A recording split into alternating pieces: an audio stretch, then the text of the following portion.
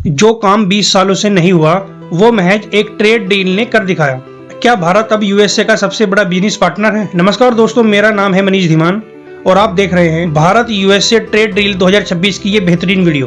क्या भारत और यूएसए के रिश्तों में ये अब तक की सबसे बड़ी आर्थिक क्रांति आ चुकी है? दोस्तों, पिछले कुछ दिनों से हेडलाइंस में भी सिर्फ एक ही चर्चा है। भारत यूएसए ट्रेड डील 2025 के तनाव के बाद 2026 की शुरुआत एक ऐसी ऐतिहासिक डील से हुई है जिसको फादर ऑफ ऑल डील्स भी कहा जा रहा है। और आज हम जानेंगे इस डील में भारत के लिए क्या खास है, क्या वाकई हमारे आम आदमी की जेब पर इसका असर पड़ने वाला है। दोस्तों, सबसे पहले हम बात करेंगे उन आंकड़ों की जो फिलहाल चर्चा में है। टैरिफ में भारी कटौती।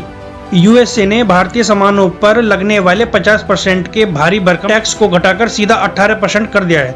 दूसरा पॉइंट है रूसी तेल मामला। भारत द्वारा रूसी तेल खरीदने पर जो 25% की एक्स्ट्रा पेनल्टी दी जाती थी उसको हटा लिया गया है। और तीसरा पॉइंट है $500 बिलियन का वादा।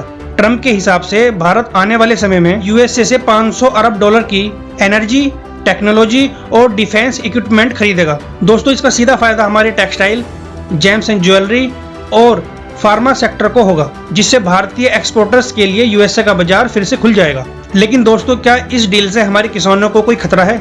विपक्ष और कुछ जानकारों ने भी चिंता जताई थी कि यूएसए कृषि उत्पाद भारतीय बाजारों को नुकसान पहुंचा सकते हैं। हालांकि भारतीय सरकार और कृषि मंत्री ने साफ कर दिया है कि एग्रीकल्चर और डेयरी सेक्टर पूरी तरह से सुरक्षित है। कुछ खास सामान जैसे सेब, बादाम और वाइन के लिए मार्केट एक्सेस आसान हुआ है। और साथ में ये भी कहा है कि हमारे छोटे किसानों के हितों से कोई समझौता नहीं किया गया है। दोस्तों, इस डील से क्या निष्कर्ष निकला, क्या मतलब है, आइए जानते हैं। चीन के मुकाबले भारतीय प्रोडक्ट अब यूएसए में ज्यादा कॉम्पिटिटिव होंगे। भारत की ऊर्जा सुरक्षा के लिए अब हम यूएसए, वेनेजुएला की तरफ ज्यादा देख रहे हैं। और सरकार का कहना है कि विकसित भारत सन 2047 के लक्ष्य की ओर ये एक बड़ा कदम है। दोस्तों, ये ट्रेड डील सिर्फ एक व्यापार नहीं है बल्कि दो महाशक्तियों के बीच बढ़ते हुए भरोसे का प्रतीक है। दोस्तों, आपको क्या लगता है, क्या इस डील से भारत में नई नौकरियों के अवसर पैदा होंगे?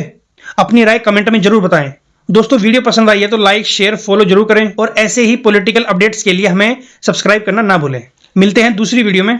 धन्यवाद।